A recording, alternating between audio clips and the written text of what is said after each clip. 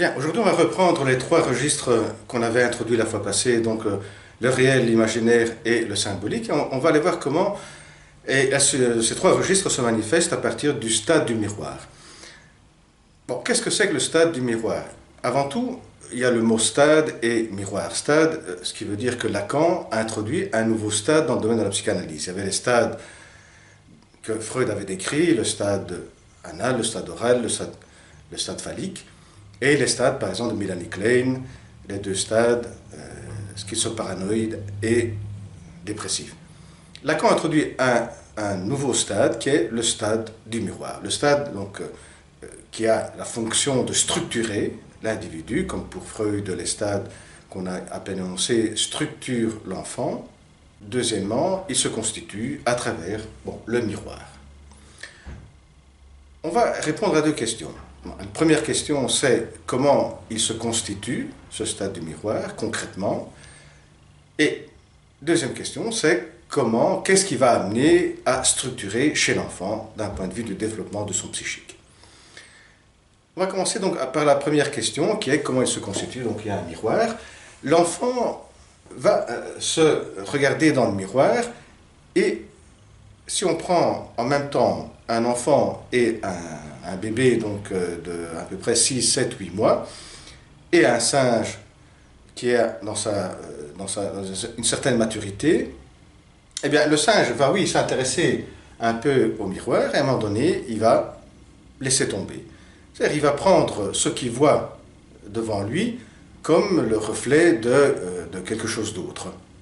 Il va s'y intéresser au départ, il va toucher, il va être curieux de cette image qu'il va refléter là sur le miroir, mais après il abandonne. L'enfant, le bébé, quand il a dépassé, voilà, on dit bien certains mois, pas avant 6 mois à peu près, donc c'est à partir de 6 mois, 7 mois, 8 mois, que l'enfant peut s'intéresser à son image reflétée dans le miroir.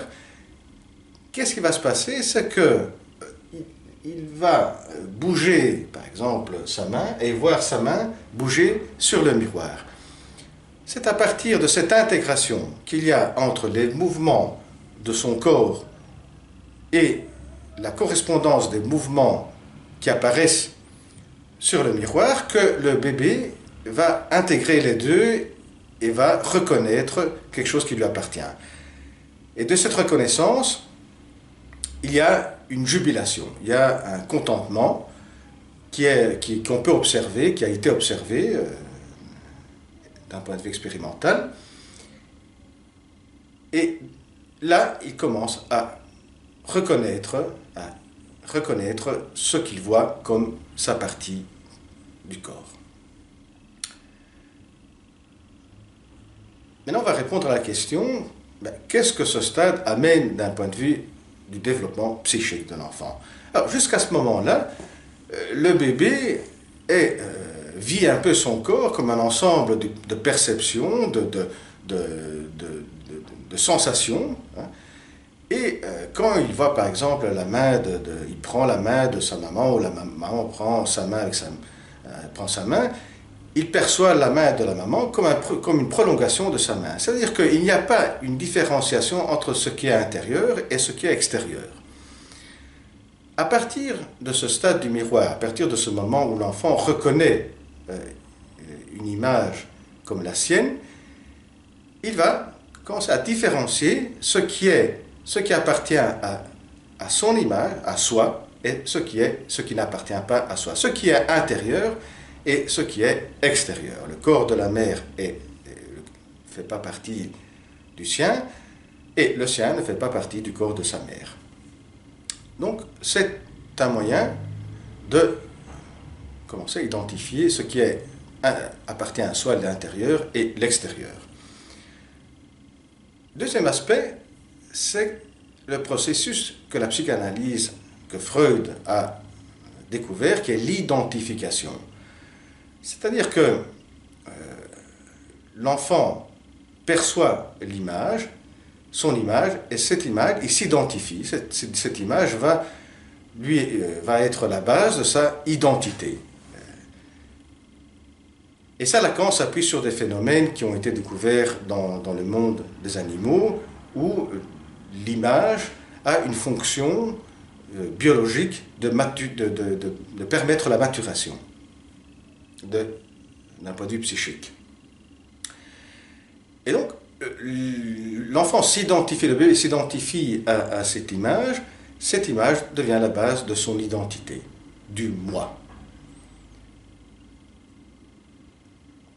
Troisième aspect, c'est que cette image donne une unité à toute une série de sensations que jusqu'à présent étaient un peu dispersées. C'est-à-dire qu'il vivait son corps comme voilà, des sensations qui étaient à droite, à gauche, qui n'arrivaient pas toujours à comprendre, à pouvoir intégrer dans une unité. À travers cette identification à une image, à travers le stade du miroir, l'enfant peut intégrer, et donc donner une unité à toute une série de mouvements, de sensations, de perceptions,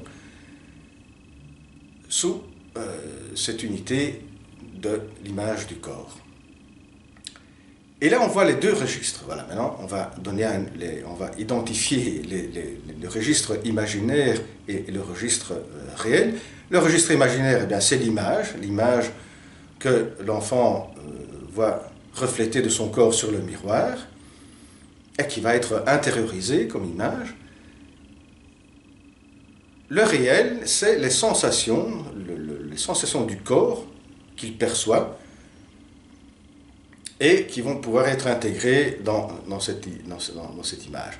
Mais attention, ça c'est un point important, c'est que cette unité, elle est fictice, c'est-à-dire elle n'est pas réelle, parce que dans la réalité, concrètement, encore il n'a pas appris à marcher, donc il n'a pas appris à coordonner comme il faut tous les mouvements de son corps. Mais il a cette unité imaginaire. Donc l'imaginaire, si on veut, l'image auquel il s'identifie, donne une sensation d'unité, alors que dans la réalité, il n'a pas encore cette unité. Et cela est une autre fonction de l'imaginaire.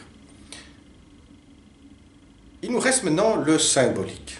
Comme on disait dans la première vidéo, le symbolique, c'est comme dans un jeu de cartes, de rouge et de noir, c'est un jeu d'opposition. Quand on a les rouges, on n'a pas les noirs, et vice-versa. Eh bien, le symbolique, là, c'est quand la maman, le papa le nomme. C'est la nomination, c'est-à-dire, on l'appelle, par exemple, Luc, Alexandre.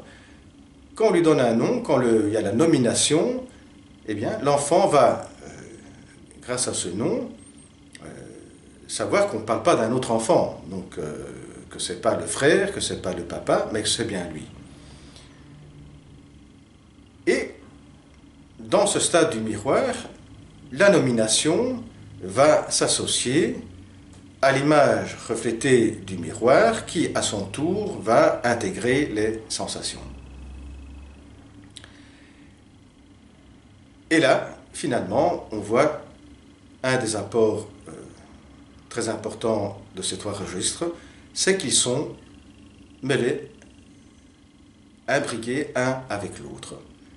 C'est-à-dire que, on voit bien dans ce stade du miroir, l'un ne va pas sans l'autre. Quand l'enfant va donc commencer à distinguer ce qui est intérieur ou extérieur, ce qui appartient à son moi, c'est également ce qui appartient à son nom. Quand on l'appelle avec son nom, c'est lui, c'est son corps, et ses propres sensations, c'est ce qui lui appartient. Certainement, cela ne se fait pas en une semaine, en 2 semaines, mais se fait au fur et à mesure que que le bébé grandit. Et vers 18 mois, on a une intégration assez fidèle de ce qui est le complètement du stade du miroir. Et bien voilà, à la prochaine vidéo, au revoir.